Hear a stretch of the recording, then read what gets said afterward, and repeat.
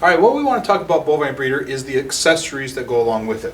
In this case, we have an AI gun that has a sheath that covers it. Now, the gun has a metal tip here, and you want to be able to cover it with this plastic sheath, giving it a little protection, as well as when you insert into the reproductive tract, it is much easier to move through the reproductive tract and won't snag or anything of that nature. So you want to make sure that the sheath is on it.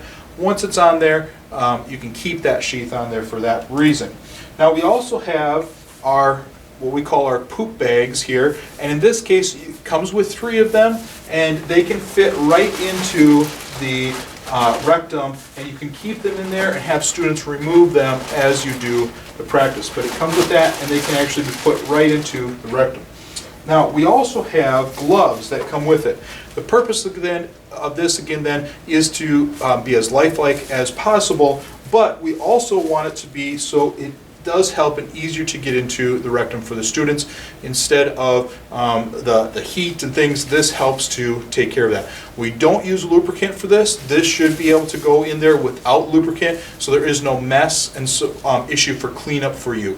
Another important thing is when you are using the glove, you should take things like your watch or your rings, those types of things, off before you put your glove on, so that it's not catching while you actually go into the rectum. Lastly then, we have the cervix rings. These rings fit right inside of the cervix in the reproductive tract. There are 3 of them.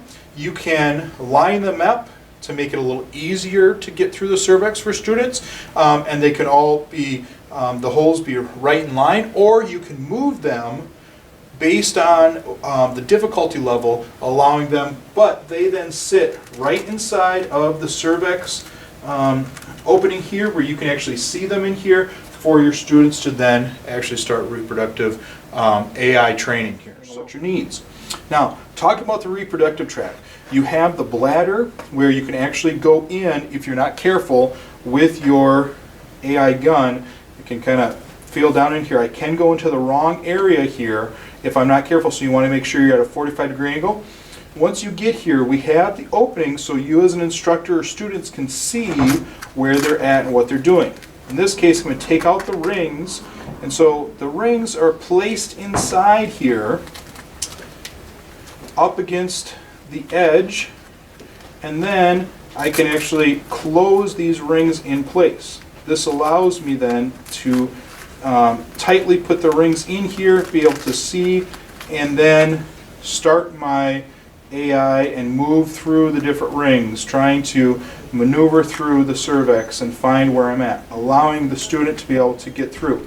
Now, the thing about the cervix here is that depending on where those holes are for the different rings, it can be very difficult or easy depending on how straight those rings are. The great thing here is then once I actually get past the cervix, it opens up again, and you can actually see the tip of my gun here being able to then move and then allow the semen to go into the uterine horns. So it gives you that view for you to see as a training purpose. You can then also put down the hide and not be able to see as well, but you want to make sure that your rings are in place as you do the insemination.